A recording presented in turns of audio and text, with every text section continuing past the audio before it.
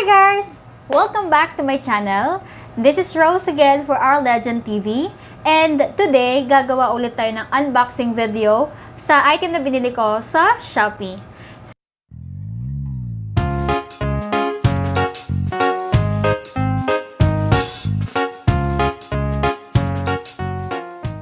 So today guys, ang gagawin natin ulit is unboxing video. So, this time guys, share ko lang sa inyo actually, I'm planning to buy a GoPro. But since lockdown ngayon, hindi tayo makabili. And as you know, considering the budget, I tried to look for an alternative. Kaya sabi ko, nag-check ako or nag-browse ako sa Shopee. And then luckily, nakita ko tong item na to. Sobrang na-intriga talaga ako guys. Kaya, ayun, napabili ako. So, ayan guys, later ko na rin na-realize na nagpagka-check ko siya sa Shopee, nakita ko yung name ng shop. Manggagaling ka pala tong item na to sa China. Kaya, tumagal siya guys ng mahigit or saktong isang buwan bago na-deliver yung item sa amin. So, yun na nga guys, ang item na nabili natin ay yung smartphone helmet mount. So, ayan guys. So, since alam nyo naman, banggit ko sa inyo na galing pa siyang China, ayan, dinisinfect na namin to kanina. Pero, alam mo na, kailangan pa natin mag-ready para yung mga item na nasa loob, i-disinfect natin para sa sigurado, di ba? So, okay na yung safe. So, yun na nga guys. Let's check this item. Buksan na natin siya. So, okay guys, open na natin to.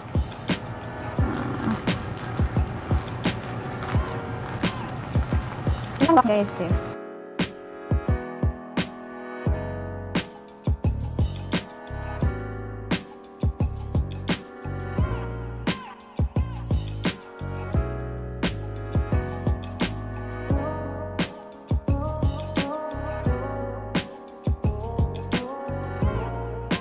I think ito yung mount niya guys. Ayan. Okay guys, so here's what's in the box. Ito lahat yun. So isa-isay natin. Ito yung adjustable extender. Ayan. Ayan siya guys. Na-fold siya. And then, meron din tayong cellphone holder. Ayan. And then, ito yung curve mount. So ito yung didikit natin sa helmet gamit tong 3M. Ayan guys. Meron 3M dito na kasama. And then, the rest, ito yung mga locks. Tapos merong bonus na lace. So, ayan guys. I-assemble na natin. So, actually, okay guys, sisimulan natin siyang ikabit sa helmet. So, meron akong model na helmet dito. Actually, helmet to ng partner ko. Since alam niyo naman na yung helmet na gamit ko is pang-classic, hindi siya madidikit doon. Kaya, ito na lang yung gagamitin natin. Okay? So, ayan. Kabit na natin guys. Guys, tapos ito yung 3M. Idikit natin siya dito. Tapos, once na actually, magkabilaan to. So, ayan. Itong 3M na to guys, sobrang kapit nito sa curve holder. Kaya, pag dinikit natin siya sa helmet, hindi siya matatanggal. So, itong curve mount natin, nakabit ko na siya sa adjustable extender. So, ikakabit na lang natin siya sa helmet. So, before natin tanggalin tong adhesive, i-make sure naman natin, nasukat natin, or tatansyahin natin kung paano yung magiging angle ng phone natin. So, make sure nakakapit yung didikit natin. Dapat yung surface ng pagdidikitan, pupunasan din muna natin. So, pupunasan ko ng alcohol para mawala yung oil. O, dapat malinis. So, dapat din tuyo siya. So, ayan. Okay, so, to get the better angle, ikakabit ko na natin itong cellphone holder kasama nitong lock. Okay? So, dapat din guys, ang dami mga parts dito, pero tatlo lang pala yung pinakakailangan natin. Okay? So, ayan. Sabit na natin to. Ganito siya guys. Ayan. So, ito yung pinaka-lock ng cellphone holder. So, ito nga pala guys. Ito, nakikita niyo to. Kala niyo pang open can, di ba? Nagpapaisip ako para saan ba ito gagamitin. Pero nung sinek ko guys, para pala yun dito. Para pang higpit. So, depende sa inyo guys kung mamuhin mo or gagamit kayo nito. So, for me, kahit wala na yan. Ayan, higpit na siya guys. So, nakabit na natin. Kailangan guys, dapat lapat na lapat siya.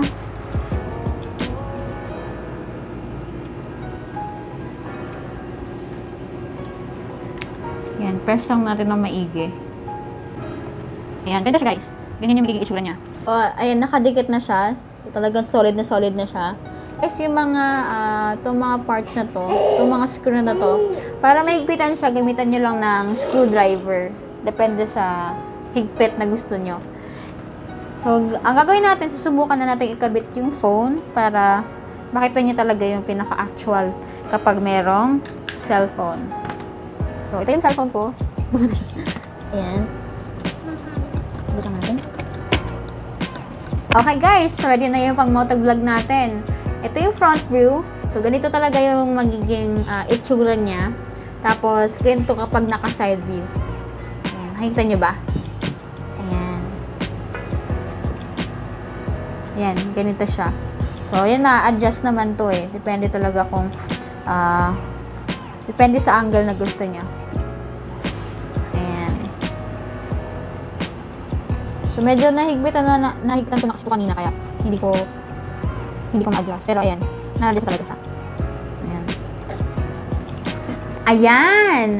Masasabi ko talaga guys na sulit yung pagkakabili ko sa kanya. Sulit na sulit yung pera ko.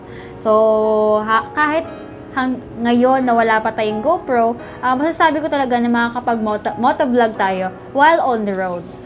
So, papakita ko sa inyo habang nakasuot siya sa akin para makita niyo talaga kung ano yung itsura kapag suot niya na siya. Okay? So, ito. Suot ko na talaga.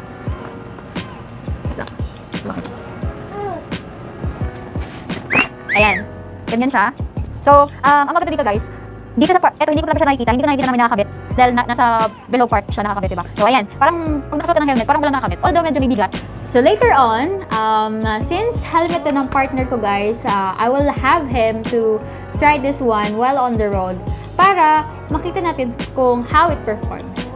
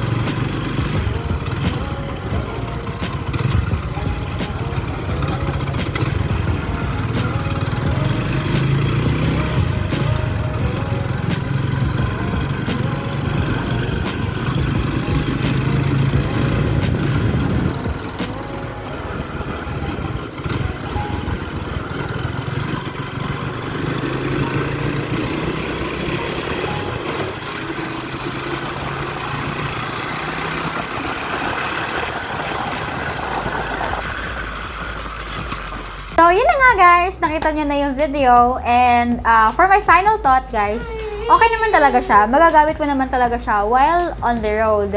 Pero, don't expect too much guys. Kasi, when comes about video stability, eh talaga namang hindi mo siya mako-compare sa GoPro.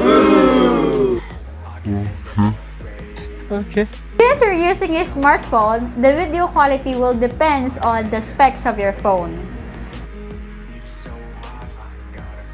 Alright guys, thank you so much for watching this video. And by the way, abangan nyo guys yung susunod na video na i-upload ko. It's about the Classic 250. So, yun lang guys. And don't forget to follow me on Facebook, Our Legend TV. And if you like this video, give it a thumbs up. And don't forget to subscribe on my channel and click the bell button para updated ka sa mga videos na i-upload ko. So, thank you and bye!